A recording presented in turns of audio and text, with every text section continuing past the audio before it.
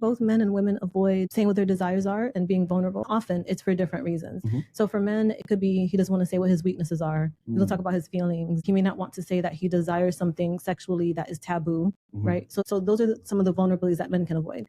Often, not all. Women can avoid vulnerability in terms of, like, I want you to tell me I'm pretty today, but she won't say it. She'll expect her man to read her mind. You know what I'm saying? So that's an avoidance of vulnerability. Or, when it comes to sex, women can really avoid vulnerability and saying what their desires are, but often not because they're doing it consciously or on purpose. They just haven't learned what they actually like or enjoy, and it can be taboo for women to talk about sex, period.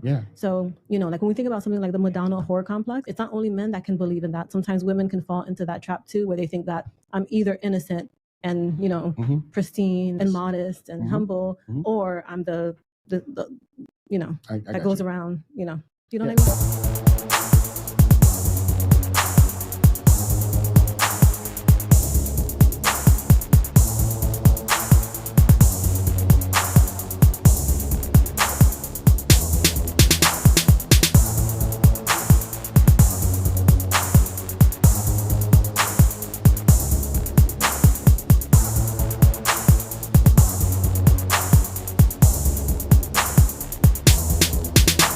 Hello, everyone. Welcome to the Couples Development Podcast. I am your co-host, Coach Clark, and I am here with my wife, Coach Mel, and we are a husband and wife team of relationship coaches. So what do you want to talk about today, husband? All right. I'd like to get into the ways that people can sabotage a relationship, or ways that people can get into, certain traps that can cause their relationship to go kaput.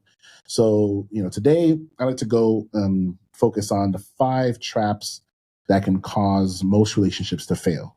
Okay. So let's start with the first one. We'll start with a complacency trap. Okay. Right? I believe everybody knows what complacency is, but how it shows up in a relationship. And here is how it's defined. After the initial honeymoon phase, it's easy to become complacent and stop putting effort into the relationship. This can lead to a decline in romantic gestures, appreciation, and quality time together, which are crucial for maintaining a strong bond. I'll start with one way. One way that you'll hear some men complaining about complacency is, for example, they'll say that before, when I met her, we were going to the gym all the time, and then all of a sudden she stopped going, right? Another one could be, and of course, let herself go type of thing, right? Another one could be where, and I think I understand where you're going to go with this, but I'll allow you to lead on that one.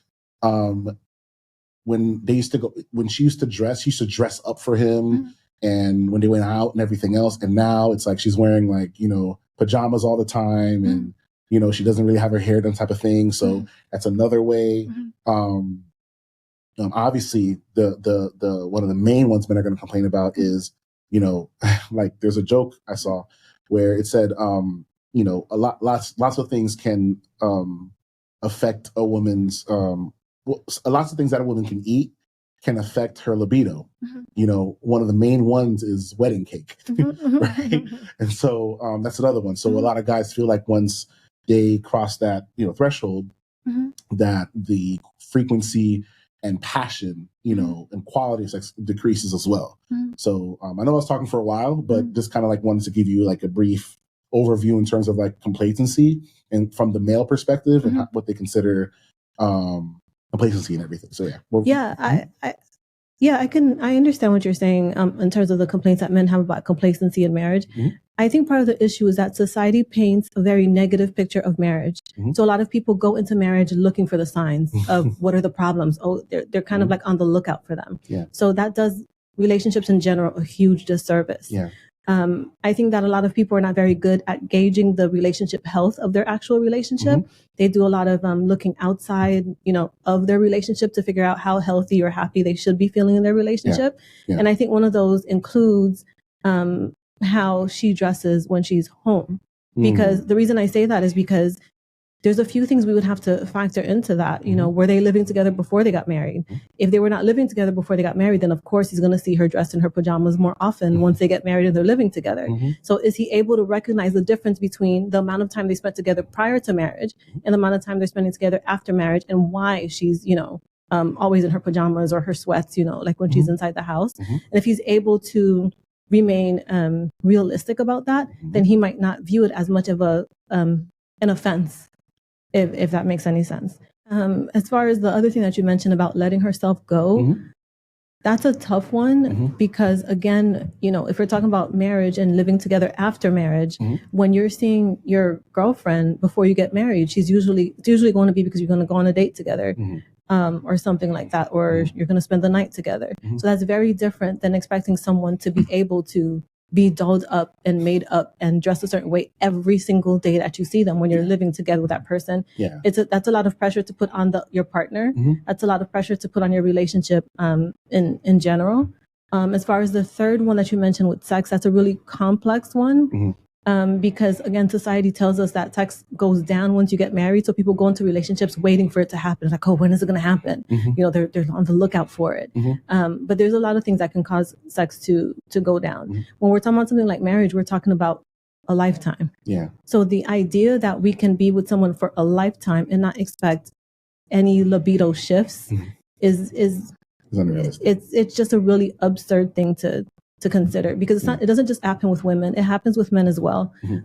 Okay. Yeah. All right. Well, how about so those are a few things from the guys that I hear complaints about. Yeah. What are the main things that you hear from the ladies?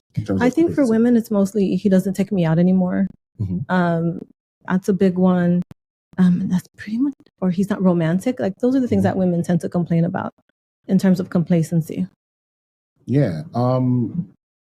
With the take me out anymore, that's an interesting one, because one thing I do know is that men love to be comfortable, right? And once we find our groove, we're not fixing it, type of thing, right? Typically, from my perspective, right?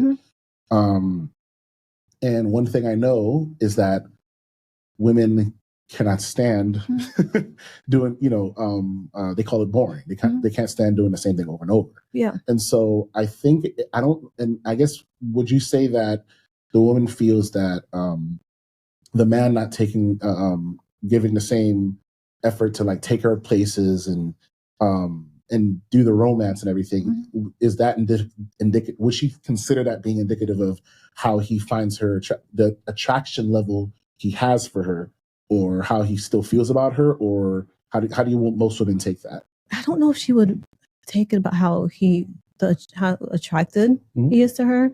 She might take it as a sign that he's not really that interested in the relationship anymore. That's a possibility. Yeah. And the interesting thing there is that how he treats her is directly related to their sex life, So if men are saying that, sex starts to lessen once they're married, and then women are saying, well, how romantic he is and how much he takes me out starts to lessen once we're married, we kind of know what's going on in a lot of cases. Not in all cases, but in a lot of cases when it comes to sex and physical intimacy in relationships. So in other words, for the most part, they go hand in hand. It's like chicken and the egg. So the egg would be, he has to perform and take her out somewhere and do the dance. Yeah. And then, most of the time will end up, getting him what he wants in the end of the day, type of thing. Is that what you're trying to say? Or? Yeah, but it's something that's such on an individual basis, because there's so many things that can impact a couple's sex life. There's just so many of them. Yeah.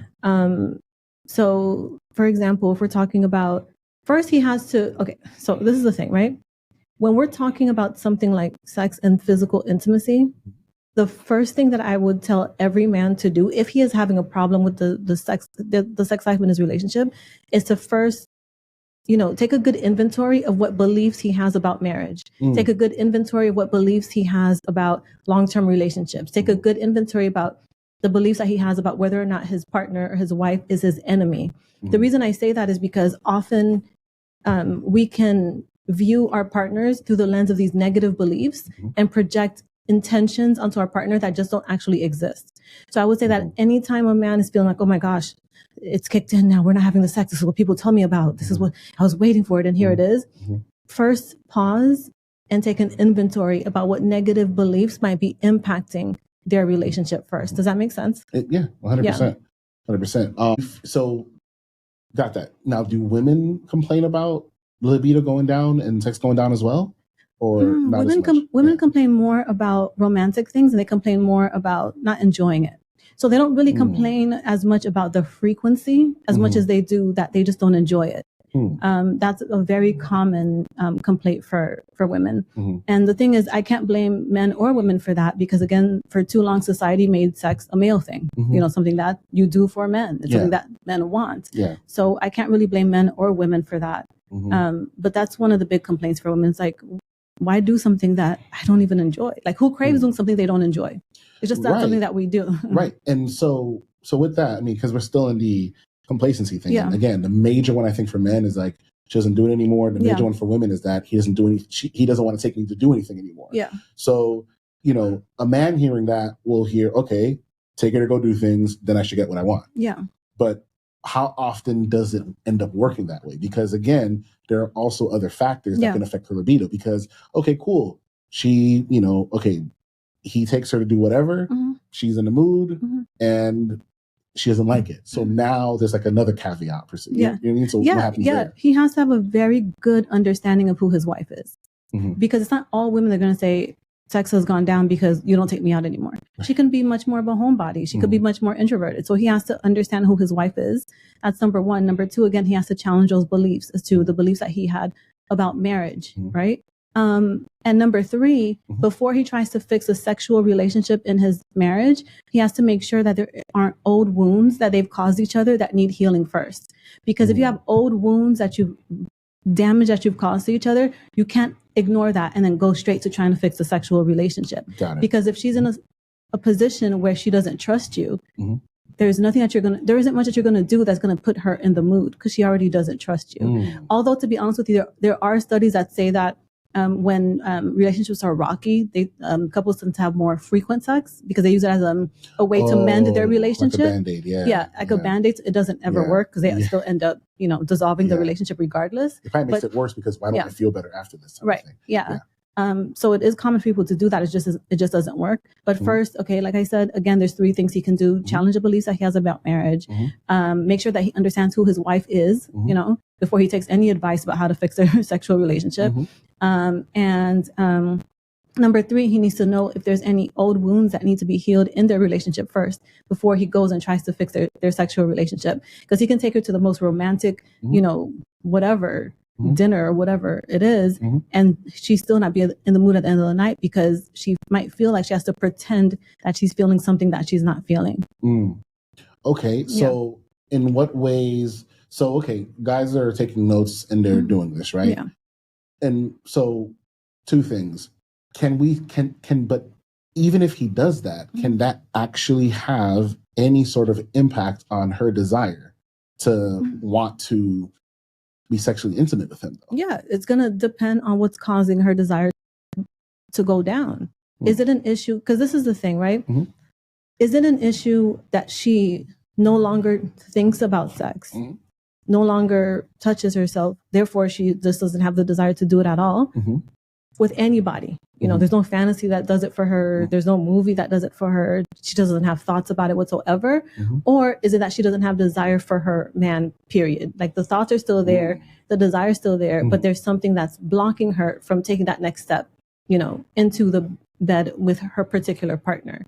Those are two very different things. And then the third one will be, is it that she has a desire, she wants to, she thinks about it and she tries, but she's having more hormonal issues. Do you understand what I'm saying? It could be that. It could be external stresses. So I think it's really easy for partners to think that it's something that I'm doing wrong, or I'm not attractive enough anymore, or I don't look good enough anymore, or I'm not wanted enough anymore. But often it's things that has nothing to do with your partner. So people have to be willing to kind of be a little bit humble instead of personalizing and saying that our sex life has gone down because of me, because you don't like me, because you don't love me, and just be a little bit more humble, be a little bit more curious, and ask your partner some questions so you can know, okay, babe, like, where are we at here? Is it that you don't desire me anymore? Is it that, you might feel, because often for women, sometimes it's just about how she feels about herself. She may just feel like she doesn't feel attractive. So it could be that it might have nothing at all to do with her partner. Does that make sense? All of that makes sense. It 100% does. So it sounds like, the onus on men, it sounds like it's to, well, one thing I'll say too, you may have forgotten. I think that, I think that because of Hollywood, Disneyfication of love and stereotypes of what it's supposed to be in terms of sexual intimacy, I think a lot of men, especially the amount of men who watch porn, that's another thing. You said the amount as if you were supposed to say all. All, right? Yeah. So because there's like this like small movement of like not watching whatever. Yeah. So it's like the amount of men. Yeah. So the amount of men who watch porn and they project they project a certain type of woman on their partner. So for example, let's say for example with you, you're a woman, you're a Black woman. So if I want to take you out on a good time, I'm going to get you flowers. I'm going to take you to a nice expensive restaurant. I'm going to take you to like a neo soul type of vibe, whatever, jazz lounge or something, and play neo soul on the way home, and then I'm good. None of those things you like. Yeah. So a lot of times I like to eat. Yes, you do, but you don't like pretentious, expensive for nothing restaurants either. But I still like to eat, you know. Okay, whatever. Right? So, you know, anyway. Yeah, no, I know what you mean. Yeah. I know what you mean. So with that said, like, none of those things are like, and honestly, I'm saying this because that is a mistake I made. Yeah. Because the mistake I made is, okay, well, Black woman, natural hair, all right, cool. Like, she just plays some Jill Scott, play some neo soul, Erykah Badu, whatever, and take her to a jazz bar. Take her to a jazz bar, you know. The whole nine, and oh yeah, good. You hate loud music. You hate places where are packed. You're a crazy introvert. Like, you know, you'll eat, but after that, you want to get out of there, and so on and so forth. You know, and so these are the mistakes that I remember I made, and so I think a lot of men will project, you know, what most women are onto this particular woman that they're with or they're trying to get to know, as opposed to being curious. Yeah. Like the number one way to avoid complacency, I think, or anything negative in a marriage or relationship is by being curious. And I think oftentimes with men, there's like this thing we're supposed to know. And I think some women put that responsibility on us as well too. Well, he should know me. Well, I shouldn't have to tell him certain things. Yeah, they want to avoid the vulnerability of telling their partners what their needs and desires are. I agree. Yeah. Yeah. So that is definitely. And do you think it's mostly women that do that or mostly men? Yeah, I think both men and women avoid saying what their desires are and being vulnerable. They just do it for different reasons. Often it's for different reasons. So for men, it could be he doesn't want to say what his weaknesses are. He doesn't talk about his feelings. He may not want to say that he desires something sexually that is taboo, right? So those are some of the vulnerabilities that men can avoid. Often, not all, but often. Yeah. Women can avoid vulnerability in terms of she may say, babe, like, I want you to tell me I'm pretty today, but she won't say it. She'll expect her man to read her mind. You know what I'm saying? So that's an avoidance of vulnerability. Or, you know, when it comes to sex, women can really avoid vulnerability and saying what their desires are, but often not because they're doing it consciously or on purpose. They just haven't learned what they actually like or enjoy. And it can be taboo for women to talk about sex, period. Yeah. So, you know, like when we think about something like the Madonna horror complex, it's not only men that can believe in that. Sometimes women can fall into that trap too, where they think that I'm either innocent and, you know, pristine and, you know, and modest and humble, or I'm the you know, that goes around, you know what I mean? Yeah. But the interesting thing is I can see how that can fall into complacency as well. Yeah. Because I feel like both sides can, you know, mind read. Because, for example, can fall into the mind reading thing and use that as a complacency thing. Because let's say at the beginning, you know, people are crazy passionate, you know, they're doing everything. Oral sex, whatever, blah, blah, blah, random places, and so on and so forth, right? Now, again, like you said, there are things that men, you're not supposed to ask for. Let's say you can't ask her to, you know, give you oral. You can't do that. It's like, I mean, you should be able to, but there's like unwritten rules type of thing, right? And so with that, if let's say she begins to stop doing those things, he will consider that a form of complacency, like her not really trying.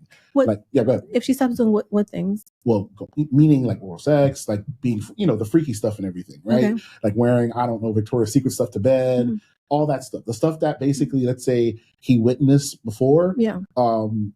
She may stop to do those things because he's kind of like, because I can't imagine if a woman is single Oh, also shaving, right? Yeah. I can't imagine if a woman is single by herself that like she shaves every day, her legs are perfectly shaven, she's wearing thongs or whatever lacy crap. No, she's wearing like, she's going to like whatever Target, getting the most comfortable grandma. Yeah, and she's good. And she's chilling, right? Yeah. And so a lot of guys will see like, yo, like you got me with you doing this stuff, and now you're not anymore.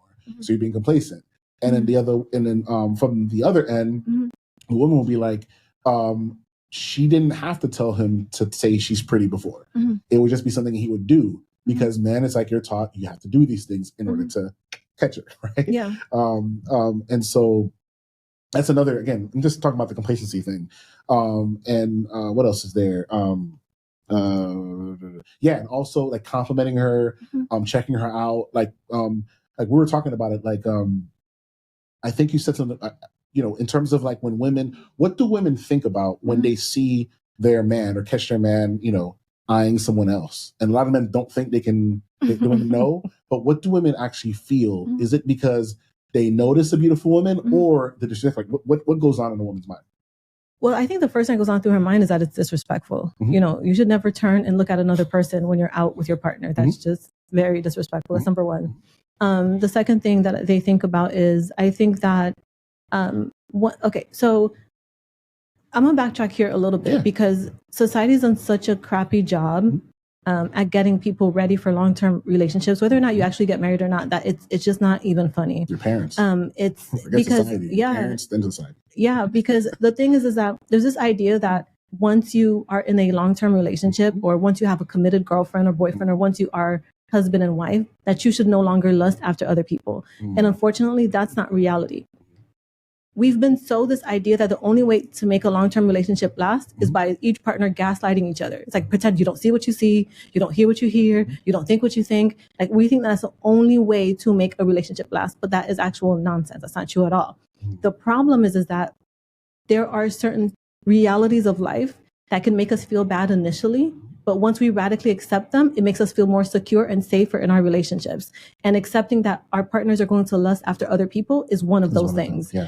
So when you ask the question about what does a woman think about when her man turns and looks at another person, she's number one, she's going to feel disrespected because you don't need to break your neck looking at somebody, you know, when I'm right here.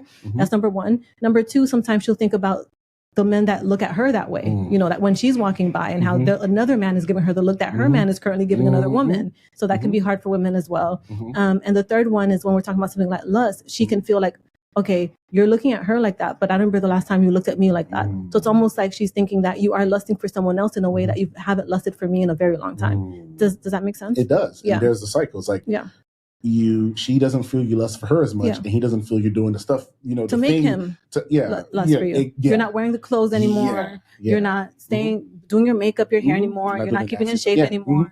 There's certain things that you're not doing anymore. But again, couples get stuck in like you were saying, that chicken or egg, and it's like, who cares? Do you want to make your relationship last and be healthy and satisfying and happy? Or you want to spend time trying to say who's going to be the bigger person first? It's just ridiculous. Vulnerability. Who's going to take who's going to lead? And you know who's going to be wrong. So me. You know, men are not gonna like hearing this, but I think we should be the leaders in that. Because if we want to be respected and we want women to follow us and everything else, you know, we're always here to think about, well, what about the women? Fine, lead. And now, if you lead, then you do it properly and say, hey, here's, you know, what's going on. Like, I'm putting in effort, and I would like to see you put effort as well too. And be verbal about what you think the effort is. Right? So, I agree 100%. And I think one of the really great ways that a man, if he feels like the sex has gone down in his relationship or the physical intimacy, whether it's frequency or satisfaction, whatever has gone down, a great way he can approach that is going to his partner and saying, hey, babe, I was listening to this podcast earlier. I was watching whatever earlier, and they were talking about how a lot of women feel they don't feel as sexy as they used to because of social media and what they think they're supposed to look like and the pressures of beauty standards and, you know, of weight and everything like that. Like, I think you're absolutely beautiful and I still desire you like crazy. But have you ever had any thoughts in terms of, and asking her about that in terms of not being attractive enough or because of the societal pressures? I would love to know if you're open to sharing that with me, because then she might be like, yeah, babe, like sometimes I feel, you know, because I feel a little too pudgy here or I, you know, was in the store and I was walking by this picture on the wall, and this girl was wearing, a dress that I really wanted to wear, but then when I put it on, it just didn't look as good, and that kind of ruined my day. You know what I mean? Like, and then he can just start having, it's going to sound like, oh, he's having girlfriend talk with her, but that's not the intention. That's not really what the intention is, But at the same time, it's what girlfriend talk is a lot of intimacy too. Yeah. Like a lot of, because if she can trust you to speak to you about certain things like that, that puts you in pretty good, territory. Yeah. You know what I mean? So, because you're not just, there's another thing where a lot of women, once they, before they felt desired when they were just dating, but then in the marriage, they feel used per se. Yeah. Right. And so that's one of those ways that she can like not feel like she's just being used as a orifice per se for his pleasure type of thing. It could be like a mutual thing. So yeah. But anyway, I was also asking, because we're going to move on to the next one. Yeah. I was also asking about in what ways should he approach in terms of what ways should he approach in terms of wanting to make sure that she's satisfied, and two, what ways can she inform him in terms of being satisfied without wounding his ego? Or is that like because that's Go ahead. It's gonna I think the first thing all couples should do before they broach this conversation and approach this conversation with their partner is first know what's true about sexuality and what isn't true. Because then they have a more realistic frame of reference for what's happening with them personally and what might be happening with their partner and what might be happening in their relationship. Yeah. So an example of that would be like, let's say for some women, they can feel embarrassed by the fact that they can't have an orgasm. And for men, they can feel like, well, I don't have the skills to make an orgasm. So now you can have two partners that are blaming themselves, for not being able to get to take their sexual relationship to that point. But the thing is that a lot of people don't know is that 3 out of 4 women cannot orgasm through penetration. So if a couple wants to first get to a point where they have a conversation about their sex life, there's certain facts about sexuality that I think every couple should know, so that when they do broach a conversation with each other, they can already go in there saying, okay, 3 out of 4 women can't even do this.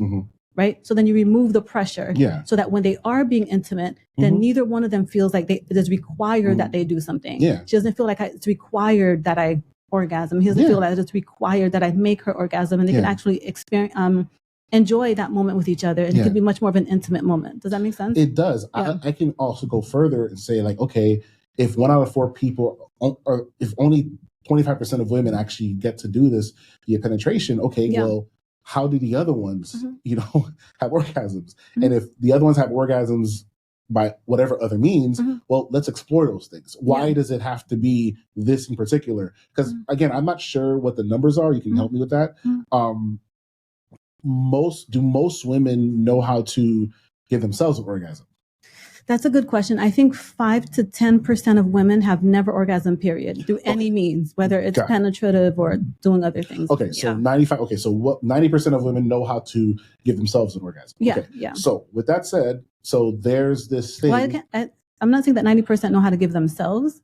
Or have had orgasms. Right. Perfect. Okay. Cool. So 90% say they've had one. Whether I would assume that a majority of those would be themselves, but that's just my... It's not necessarily themselves, but doing other things with a partner outside of penetration. Fair.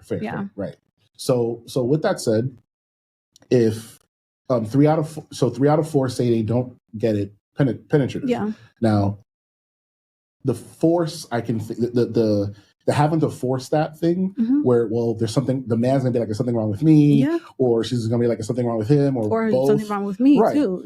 Is, I think, again, it comes down from porn, because porn is all 100% fake, right? Even though you can see it, they're actors and actresses, and people don't really fully understand that. And every single one is like, oh my God, whatever. And so people compare themselves to that, and it makes them feel something wrong. So that's why you got to like remove that. But, and one of the biggest ways that porn is harmful is obviously it's made for the male eye. That's number one. And number two, another thing that makes it super harmful is that people forget that a lot of the positions that they show in porn is made for the camera, not for pleasure. It's not to maximize the pleasure of two people, but to maximize camera angles. So often they can use certain camera angles, which is good for the viewer, but doesn't mean that the two people engaging in that are saying, this is the best thing to do. Does that make sense? Yeah, no, so that's one of the things that makes trying to learn from porn just so problematic, because it's just not that helpful. I completely understand.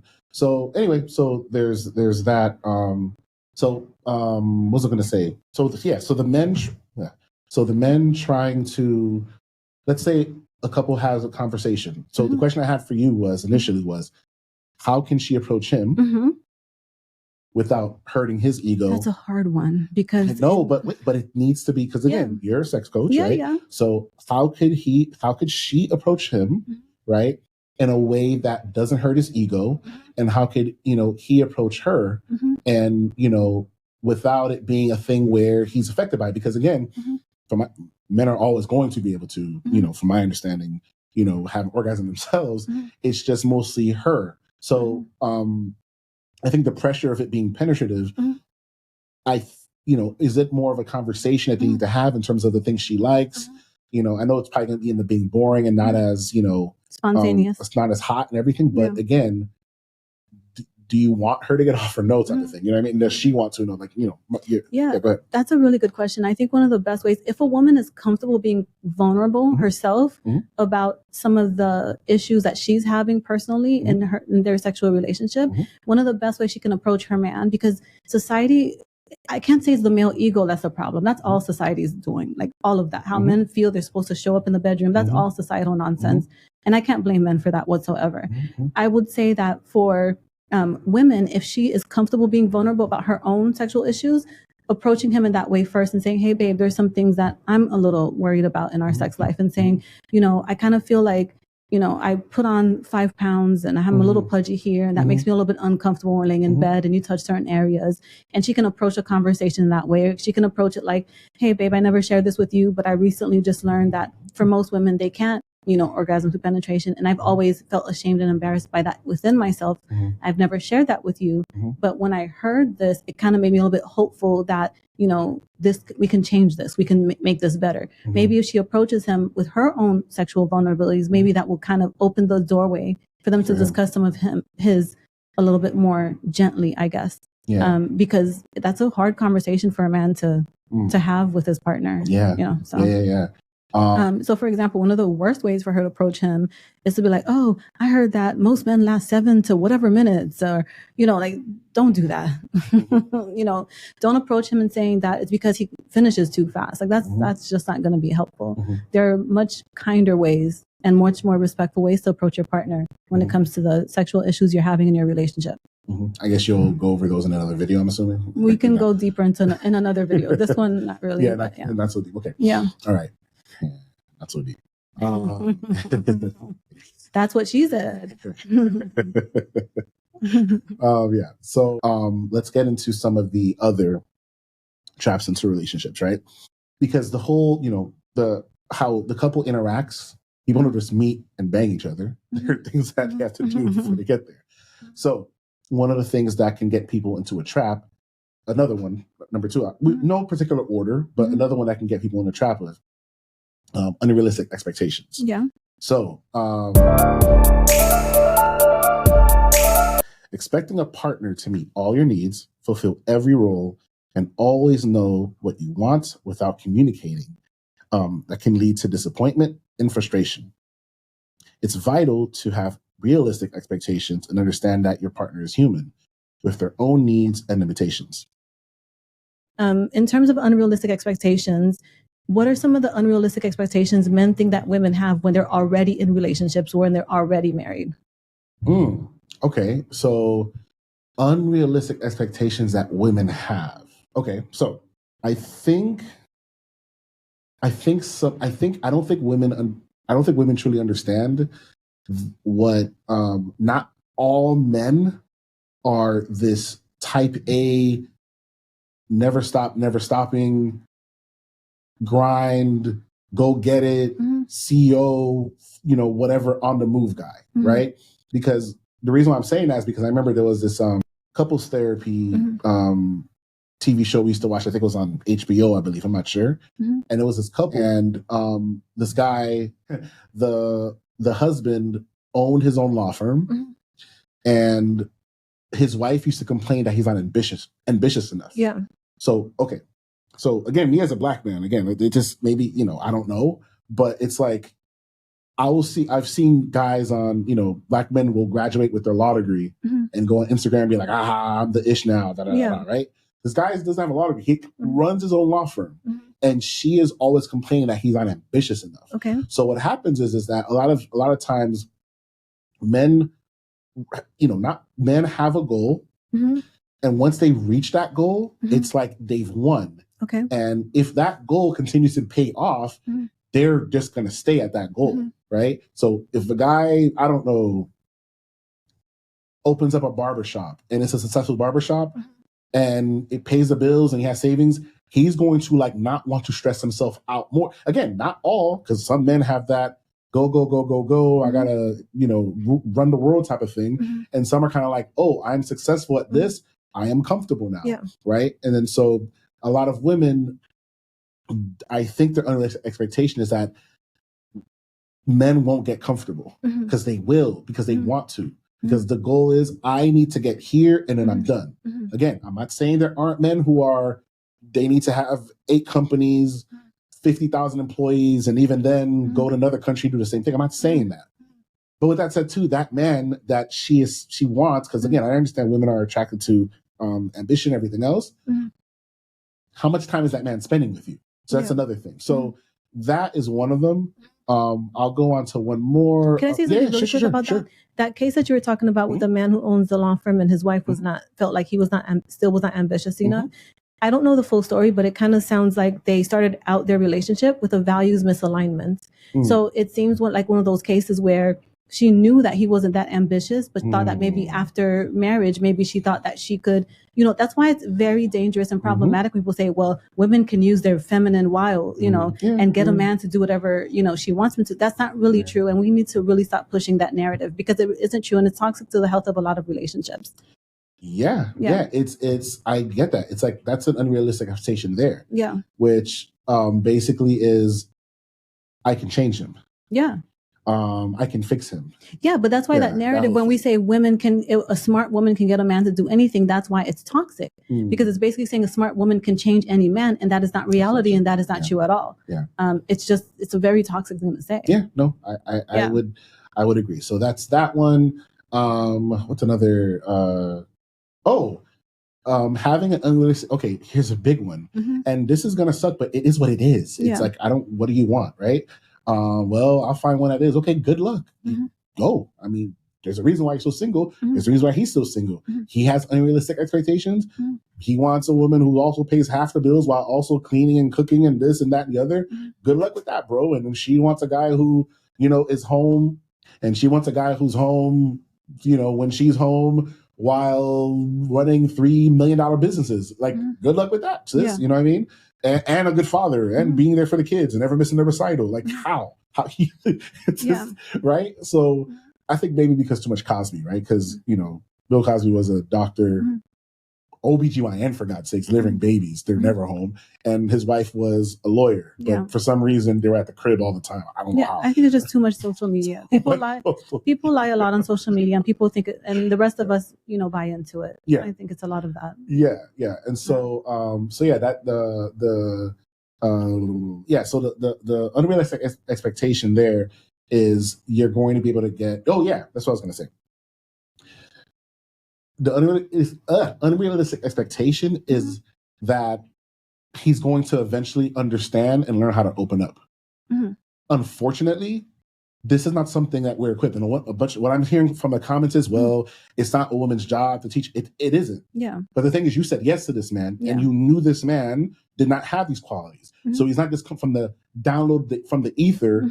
Emotional intelligence and learn how to speak his mind and learn how to express his feelings. It's not going to happen. Yeah. So grace should be given. And so, hey, babe, again, that's what I was talking about before, about being curious. Babe, who taught you how to express your feelings? Or who taught you how to, that kind of thing, right? As opposed to, you never talk to me. You're always shut down. I don't know anything about you, which is all accusatory. And that's going to work. Because every time you talk to a man like that, that works. And the other way around too, men, when you talk to her like that, that works, right? And so we should be a lot more curious. So that was another unrealistic expectation there. Like expecting him to to be good at expressing his emotions and in a healthy manner, and also expecting him to change. And what's the other one I mentioned? That he just checks all the boxes. It's just, or he will eventually check all the boxes, or you can fix him. Yeah. Those would be the unrealistic expectations I think women have of men. What do you think the unrealistic... what do you think are the unrealistic expectations that men have of women? Yeah, I think one of them would be what we were talking about in the complacency, that if we live together 7 days a week, times 52 weeks in a year, that she should be dressed a certain way at all times when she's home, that she should look a certain way when she's home at all times. I think that's a massive unrealistic expectation because no one can keep up with that. That's impossible. And then on top of that, it's impossible before kids. Now, on top of that, add kids into it. After that, that's a massive unrealistic expectation.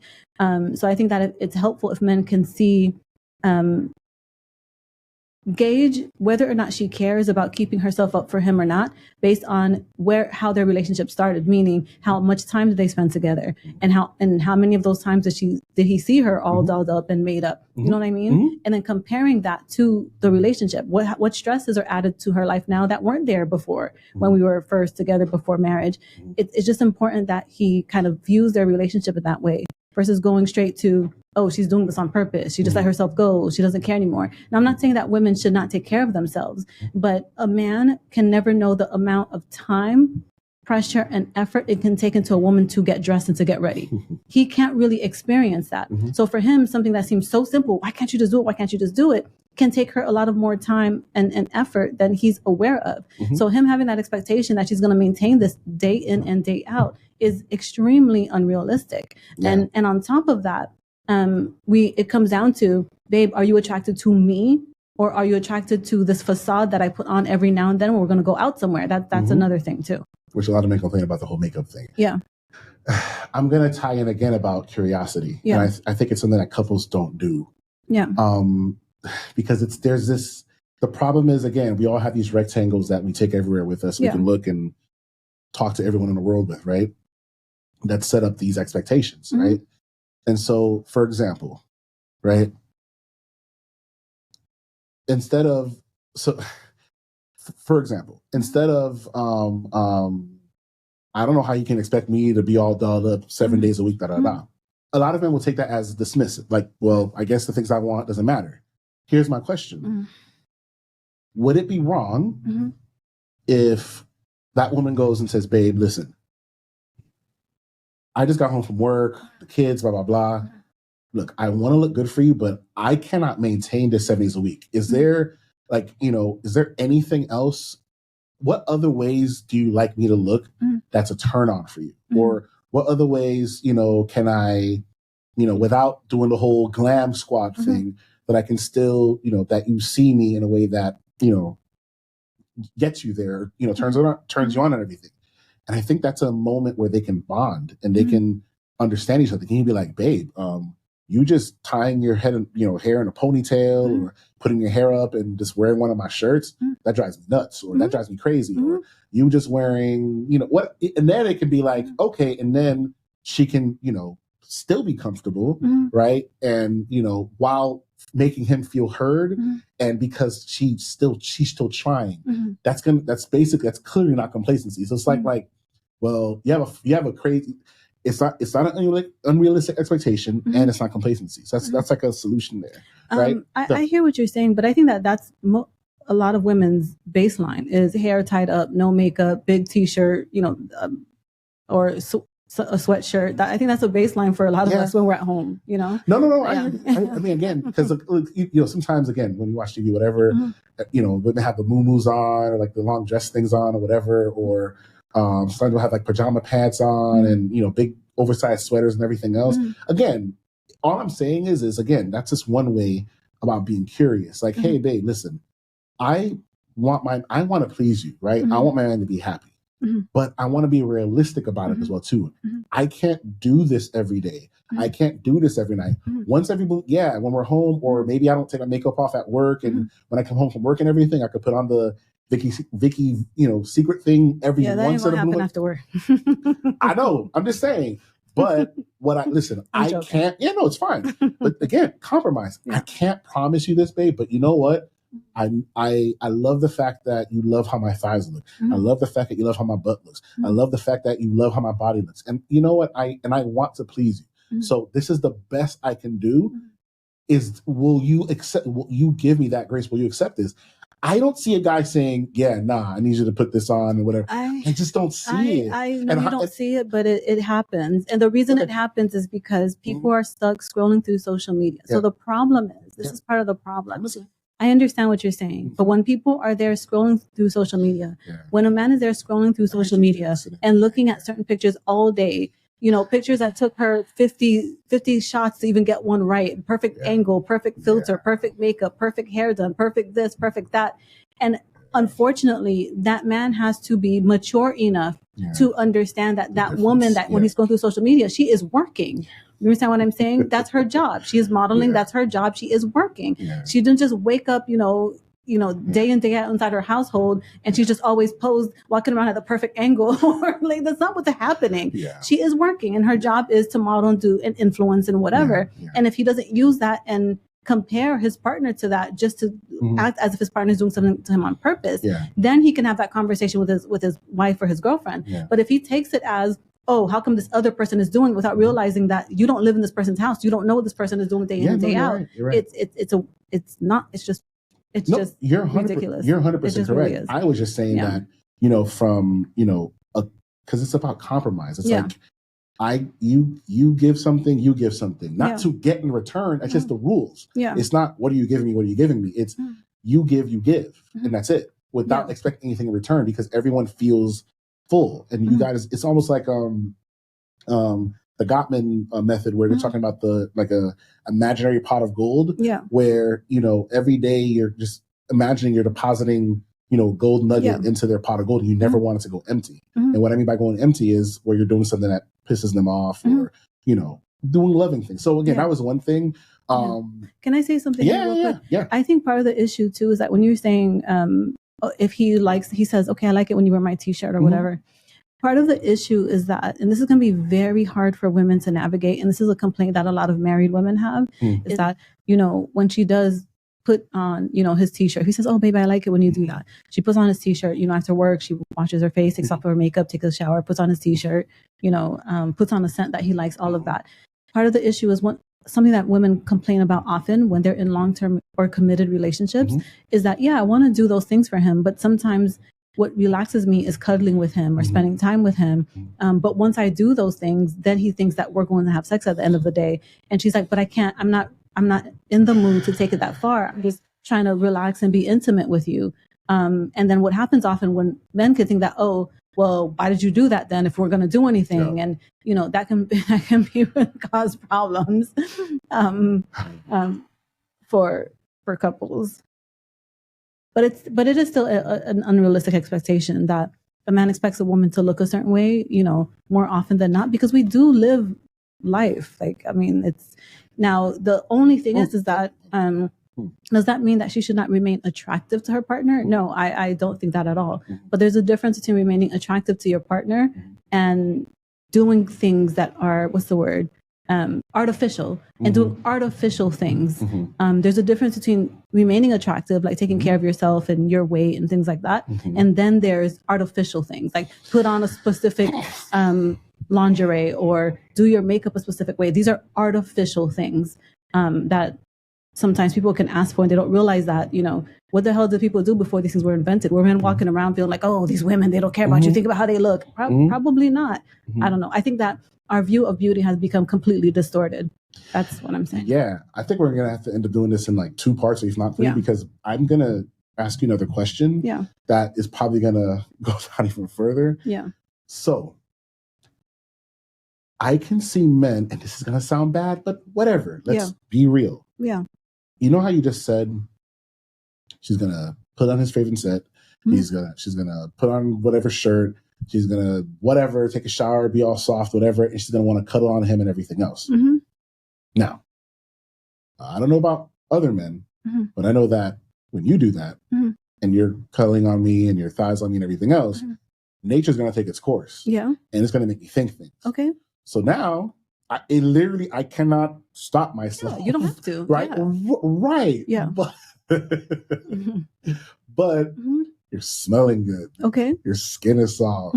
Right. So now my question is, because then it ends up, So now my question is that an unrealistic expectation women have that her husband won't expect something if she's doing all of the things he likes, but prior to? Because another thing too is because the same woman who will get bothered at thinking about her man lusting over somebody else, because again, it's disrespectful. I'm supposed to turn around and look for the women. I got that, right? Yeah. Okay. With that said, cool. He is lusting and desiring you, right? Women complain about, oh, he doesn't look at me the same way anymore. He doesn't do. Well, he is doing that. Yeah. And you doing whatever you did made him desire you even more. What men are going to hear is, but now we're being told, but don't desire us too much. No. Okay, so don't weaponize it. That's what I'm saying. You can desire is an internal thing. Yep. So you can internally desire her, right? And you can internally want to take it further than just the cuddling and the, all of that. Yeah. But that doesn't mean you have to weaponize it. When she says, no, babe, not tonight. I just want to hold you and lay on you and fall asleep together. That doesn't mean you have to have your temper tantrum, and weaponize it and be like, oh, here we go again. Like, you don't have to do that. What you can do is you can express to her. It doesn't mean you have to lie to her, but you can express to her, hey, babe, I was kind of hoping that we would X, Y, Z tonight. But as long as you know. But you were wrong. Huh? So she goes, oh, that's cute, but you were wrong. No, but I'm saying she can express to you like, babe, I really need to just lay with you tonight. I really just want to cuddle with you tonight. This is so relaxing for me right now, whatever. As long as he's able to recognize that she is doing her part, as in doing some of the things he's asked for, which is, wear a certain thing in the house, whatever. And he's focusing on the positive versus going straight to focusing on the negative, which would be the, oh, well, we didn't do it though. Then they can work on how to get, because it's like, you got to count your W's, right? Yeah. Like, no, it's not going to do you 7 days a week. Yeah. I don't know why she won't, but so, but if she's doing the other things, like, take that as a W and keep it moving. You know what I mean? Versus now, if you turn that into a negative experience, maybe she's going to come to bed next time, like in her granny panties or her big, huge triple XL Target plaid, pants and huge robe and everything else, where you literally can't see anything at all. Yeah. So that might be the result of that. And so I get what you're saying. So anyway, so we can keep going about the subject, but I just find it interesting. So, so unrealistic expectations was the one of them we mentioned. The other one was complacency. Yeah. What is the third one? Is the conflict avoidant trap. Okay. Which, while it might seem like avoiding conflict is keeping the peace, it often leads to unresolved issues simmering beneath the surface. This can build resentment over time. Facing and resolving conflicts constructively is essential for a healthy relationship. Give me an example. Is that, I know we did a video before about men speaking up. Yeah. Right? Or, for example, women like taking mental notes and not talking about it now. And then all of a sudden he leaves the toilet seat up and he's like, I told you to stop leaving the toilet seat up. And this is why I can't stand when you like IG pics. Like, wait, what, how do we get here? Even though you shouldn't do that, but that was a really bad example. But you get what I'm trying to say. So, so what are some examples of conflict avoidance in a relationship? How it shows up? It just shows up in partners not being honest about the things that they don't like or the things that bother them. They think that it's keeping the peace. I'm just trying to keep the peace. They just don't say that they're bothered by something, but it's just going to simmer beneath the surface, and one day it's going to come out. That's all that's going to happen. It's going to end up being resentment, and it's going to cause resentment. Yeah. It's just not a good way to approach your relationship. It's always better to learn how to speak to your partner in a constructive, manner about the things that bother you in your relationship than for you to think that if I ignore it, it'll go away. It's not going to go away. Why do people take that route? Is it more so the whole avoiding vulnerability type of thing? Yeah. Or? Yeah, and it's easier too. When we avoid conflict, it also keeps us from differentiating from our partner. And what I mean by that is people can feel a lot of tension when their partner sees or wants something different than them. So often we have this expectation that our partner should see things exactly the same way, have the same opinions that we have, want the same things that we want, have the same desires that we want. So when our partner says something that makes us recognize that there's a difference between us, it can cause an anxiety. So often when partners avoid conflict, it's a way of avoiding that anxiety that they can feel when they start to differentiate, meaning we are two separate, completely different people with different wants, with different desires, with different needs. Couples can really get really scared, and fear can kick in when they recognize that, oh my God, my partner's a different person from me.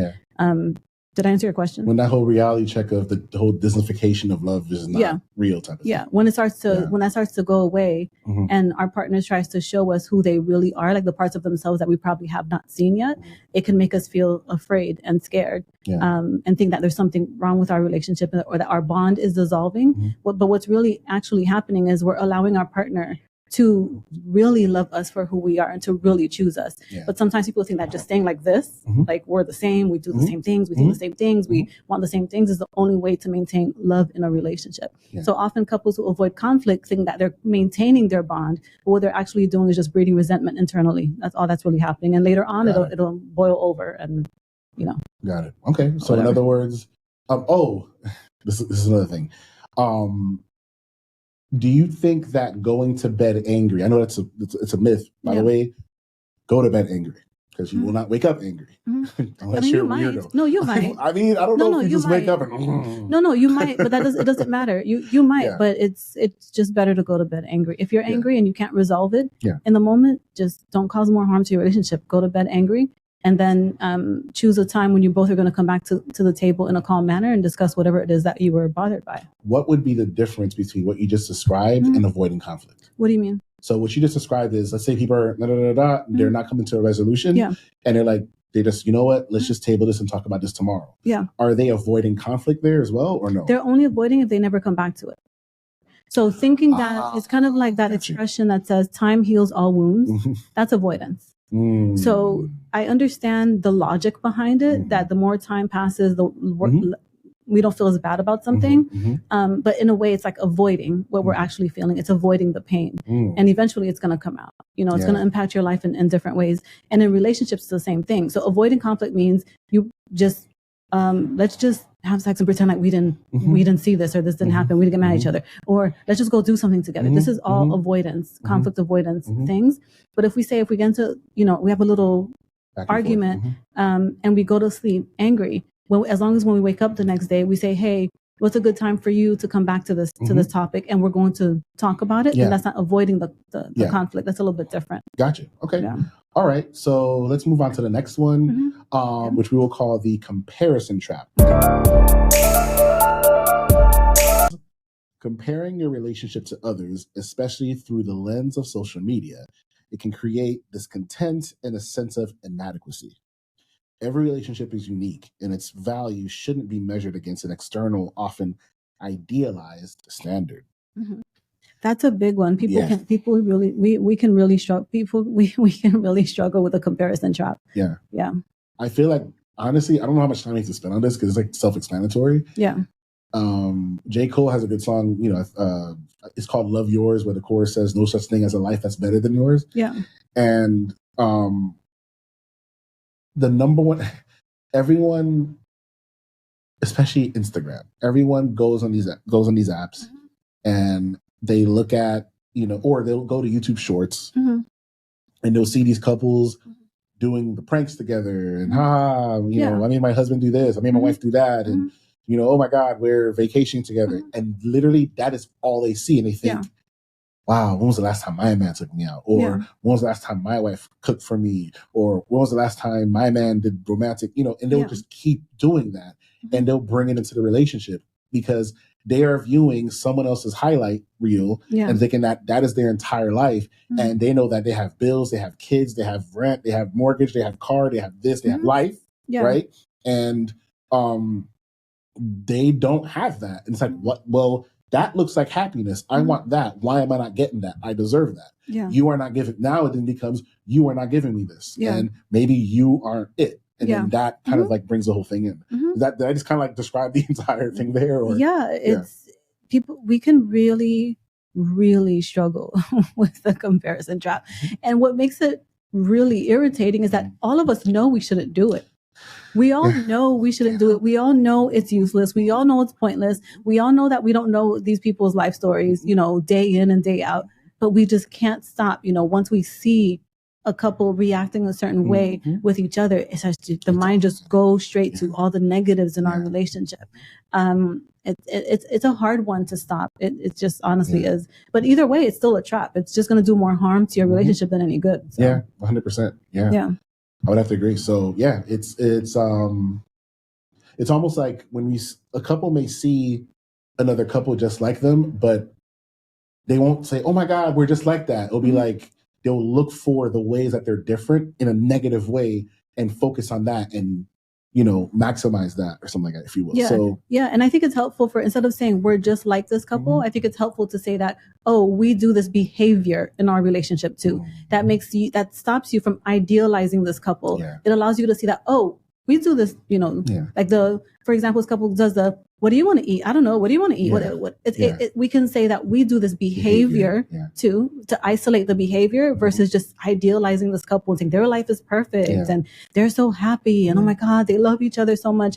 We all know that we don't know what happens in people's households. You know what I'm saying? Like you can live in a household, you know, with your sister in the bedroom next door and you don't even know what the hell she's doing either. You don't know what your mama's doing. You don't know what your daddy's doing, but somehow we've convinced ourselves that when it comes to celebrities and people we see on social media, that we know their entire lives and we just really don't know. It can be really tempting to feel like these people, you know, are better than us and their relationships are better or they have it figured out, you know. Yeah. Okay. And the last one we're going to talk about today is a great one. Scorekeeping, the scorekeeping trap. Yes. Keeping a mental scorecard of who has done more or less in the relationship can lead to bitterness and competition. Healthy relationships focus on teamwork and mutual support rather than keeping a score. How does that come across? Well, I'm going to say, you know what, let's do this because we're all about accountability, right? Yeah. I'm going to say how men keep the score and you're going to say how women do it, right? Okay. How do men show up when they're participating in the keeping the score trap? Number one, well, what about the women, right? What about her? What about her? What is she doing wrong? How come I'm always the one doing wrong? Right? So that's one, because you're checking the scoreboard and you're taking a lot of L's. You're losing, you're getting blown out. You're getting blown out. Right? The scoreboard, you know, she's beating you by 100, right? And you're trying to get a win. And so what about her? Or it becomes, hey, I took you out on this romantic dinner and you didn't, I don't know, do me or something. I'm just making something up, or bang me or whatever. Hey, I, you know, bought you these shoes and you did it. There's always, it's almost like a quid pro quo. Right? It's almost like a thing where I did this. It's like it and that's how I understand how women can say they feel used. Because it's kind of like the things guys do when they go to the club is how many drinks will it take for you to go home with me, right? Which is kind of weird, but whatever, right? That's the whole game. And so, hey, I paid for 3 drinks and what? You're not going home with me? What is this, right? So, yeah, so that's how scorekeeping can start. And way later in the relationship, you know, 5, whatever, X amount of years in, you know, I did the laundry. It's now your turn to fold, or I did this. It's like versus understanding that the laundry and folding needs to be done regardless. How about you flip it every week or something? Who folds, who washes, who folds? Come to the conclusion of who folds better, who washes better. You know, just do things based on your strengths, right? As opposed to playing at the scoreboard. But that's my example of, you know, how men can show up in terms of like keeping scoreboard. Like I was saying, maybe you can tell me how women do it and we can kind of like, you know, bring it all together. Yeah, I would say that women definitely do it in a similar way with a household tasks on who does laundry more, who cooks more, who does the dishes more, sets the dishwasher more, does the groceries more. I think women tend to keep scorecards and those things.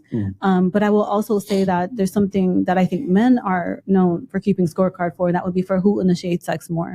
I think that's a very common one in relationships. They tend to keep a scorecard. Well, why does it always have to be me, or why is it usually me that's initiating sex? Or one partner might feel like, why am I always the one planning the dates, or why am I always the one handling the emotional labor in our relationship? So couples can get really stuck in this trap. And what makes the scorekeeping trap super problematic is that as human beings, we remember whatever situation impacted us negatively the strongest.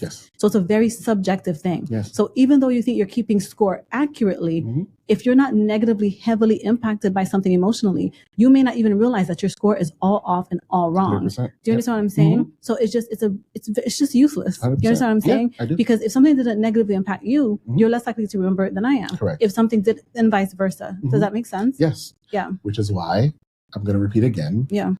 The number one thing you can do to your relationship to help improve it is to stop assuming. You don't know everything. Yeah. If you're in a heterosexual relationship, you're not a woman. You're not that, you're not a woman. You're not that woman and you're not that man. So everything you're doing and you're projecting onto them has nothing to do with them. So ask, so instead of just saying you're doing this or you're doing that. So, so definitely being more curious and asking each other questions can solve so much. And also approach each other as if you aren't enemies. Because at the end of the day, do you think she wishes you harm? Yeah. At the end of the day, do you think he wishes you harm? Yeah. And if you approach it that way, I don't see how battles can happen. Disagreements should happen because it's healthy. Because you're going to have differing opinions and perspectives. That's like you said, it's healthy. 100%. But the battles, that's a different story. Now, if you see her as a threat, like she means you harm, and you see him as a threat, he means you harm, we have a whole other set of issues. Yeah. Why? Why are you doing this? Yeah. And that's what we were talking about in the beginning, which is society paints this picture of this negative picture of marriage that people are they're just ready. They're looking, for the problems, okay, when is it going to kick in? When is she going to start doing this? When is he going to start doing that? When are we going to stop doing this? When are we going to stop doing that? People go into marriage looking for these things, which really sucks, but we tend to do that. Yeah. So I'll wrap it up by saying one more thing. My people, like, go out there and try your best. Who are in relationships, right? Spend a week just focusing on the good, taking a note down if you can. And at the end of the day, letting that person know what the good was. Yeah. Just see what happens. Now, on both ends. Now, again, like we said in our other video, your significant other's going to think something weird's happening because they're not going to trust it. What's this? But try it. And it will also make you see that, you know what? You constantly thinking about the negative about this person is not necessarily true. Yeah. Right. And if you're in that relationship for a reason, I'm assuming you're not in the relationship because it's miserable and it's like the worst thing ever. Open your eyes and really try to focus on the good. And not only that, verbalize and compliment the good. And you'll also find that your partner will start to reciprocate that, because typically in relationships tend to mock each other. So that's my last word. What about you? Yeah, I agree with you 100%. I will also say that giving ourselves and each other grace and compassion, because as humans, we are wired to notice what we're not getting first. Yes. If you think about babies, a baby sees another baby with something that baby himself doesn't have. He's like, hey, no fair, give me that. Yep. So we're kind of wired to focus on the negative, to focus on what we're not having, what we don't have that other people do have. Yeah. So we do have to give ourselves grace. And it is a skill to learn how to focus on the positive in our relationships. Yeah. Okay. Well, I think that's it for today. So to recap the 5 traps before we get out of here, not in particular order, there was the complacency trap where, self-explanatory. You stop doing the things to impress the other person, because you're trying to get the other person. You wanted him to get you a ring. You wanted to lock her down. And now you do. And now you have it. Now you just do that. Yeah. That's don't do that. Right? Always choose your partner and approach your partner and turn towards your partner. You should want to do that. Yeah. Right? Can I say something really quickly here? Not to cut you off. No, you're not cutting me off. I think that a good way for people to think about it is, when we think about nurturing a relationship, it's the same way that you nurture a child. If you don't nurture that child's growth and development, that child begins to stagnate and regress. And your relationship works the same way. So if you don't nurture your relationship will start to stagnate, and it can start to regress as well. Yeah. It's really beautiful. And enough people don't really talk about the beauty of marriage and the beauty of a really good, faithful relationship. So next thing would be unrealistic expectations. Again, mind reading, expecting him to know everything, expecting to check all your boxes, expecting her to be to work a full work shift. Let's say she's a nurse, like seeing blood or whatever all day, and expect her to come home in Louboutin 10-inch high heels and matching Victoria's Secret bra and panties, and just all ready to go and jumping on you when you get to home like they show in the movies, right? No, that's unrealistic. Stop doing that. Grace, compassion, be curious, right? That's the second one. Third one would be the conflict avoidance. So, you know what? I'm not going to say anything because I'm just going to keep the peace. I don't want to get him upset. I don't want to get her upset. I'm going to keep the peace. All that's going to do is foster resentment. And eventually your body's going to be like, I don't want to do this anymore. Your brain's going to take over. You're going to blow up and it's going to be worse. So you got to be, if you're in a relationship where you don't feel safe enough to voice your concerns, again, you have a way other bigger problem on your hands. You should not be in that kind of relationship because you're going to have concerns. It doesn't make sense that you don't. When you have children, you have concerns. So in a relationship, you should, right? Another one would be clearly the comparison trap, right? Comparison trap. A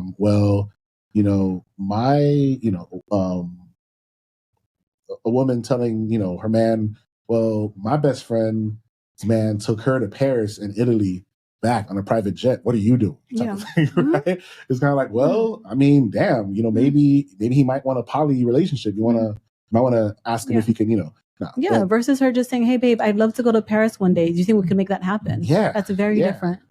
Or So let's save up for it. Like, all right, babe. And again, may not be this summer next, but listen, open up a savings thing, our Paris trip thing, and start it. Eventually you'll get there.